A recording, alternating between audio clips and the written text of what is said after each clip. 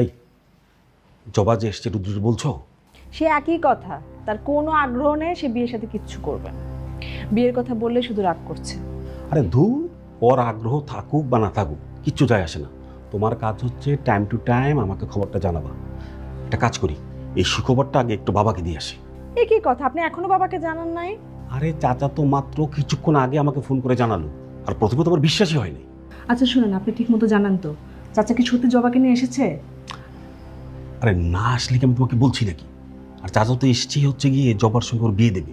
আর কি যেন একটা ব্যাপার আছে বুঝছো, আম্মার সঙ্গে জবার আম্মার একটা ভালো ফ্রেন্ডশিপ ছিল, এবং তাদের মধ্যে একটা কথা ছিল যে ওরা বড় হওয়ার পর ওদেরকে বিয়ে দেবে। আপনি এক গল্প আমাকে আর কতবার বলবেন? আমি জানি তো, এখন থামেন। আরে জানো তো ভালো কথা, তাহলে চুপ থাকো, আমি চাচার সঙ্গে আগে যাই কথাটা বলি, তারপরে তোমাকে বলবো। বাবার সাথে আগে কথা বলেন। না না, আগে চাচার সঙ্গে কথা বলে আসি, তারপরে আগে বাবার সাথে কথা বলেন তো, আমি এখন যাচ্ছি, আমার কাজ আছে। আরে আমি বলি আগে চাচার সঙ্গে কথা বলি, বলে আগে বাবার সঙ্গে কথা বলি, যত সব আজাই না। মামা তুমি কি বলছো? আমাদের বাড়িতে বিয়ে? হ্যাঁ জবা পড়বে? হ্যাঁ, মামা বলো না কবে? এই যে জবার কাছেই চলে আসছি, জবার সাথে কথা বলতে বলতেই তুই সব প্রশ্নের উত্তর পেয়ে যাবি। জবা আপু, জবা সত্যি তোমার বিয়ে? মানে কি? তোর বিয়েতে লাল শাড়ি না পরলে হয় না?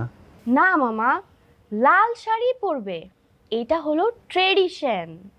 আচ্ছা মামা, বিষয়টা কি একটু গাছে কাঁঠাল গোফে তেল এমন হয়ে গেল না? সেই ছোটবেলা থেকে তোর মা চেয়েছে বড় হয়ে রুদ্রের সাথে তোর বিয়ে হবে।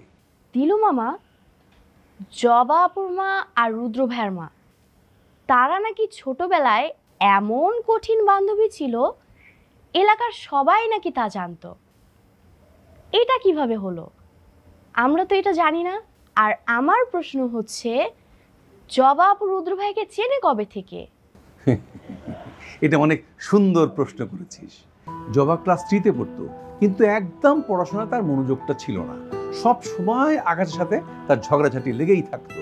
ওই সময় জবার মা সিদ্ধান্ত নিল রুদ্রকে দিয়ে জবাকে পড়াশোনা করাবে, কারণ তার ওই মনোযোগটা নাই।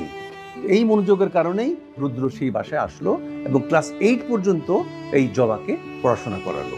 এই যে সুন্দর করে যে পড়ালো জবাকে, এত সুন্দর তার ফলাফল, সেই ফলাফলের কারণেই সেই রুদ্রকে এই কারণেই পছন্দ হয়ে গেল জবার মা। ও আচ্ছা আচ্ছা আচ্ছা। এই জবা আপু, আর একটা কথা না খুব জানতে ইচ্ছে করছে, তোমার কি রুদ্র ভাইকে খুব পছন্দ?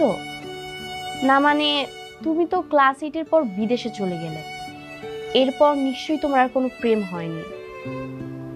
আর রুদ্র ভাইয়াও এখনো বিয়ে করেনি। না মানে আমি বলতে চাচ্ছি, তুমি কি রুদ্র ভাইয়ার জন্য এখনো অপেক্ষা করছো?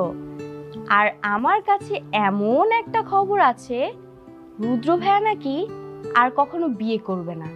আচ্ছা জবাবু, বলো না, তোমার আর রুদ্র ভাইয়ার মধ্যে কি অদৃশ্য ভালোবাসার কোনো সম্পর্ক আছে?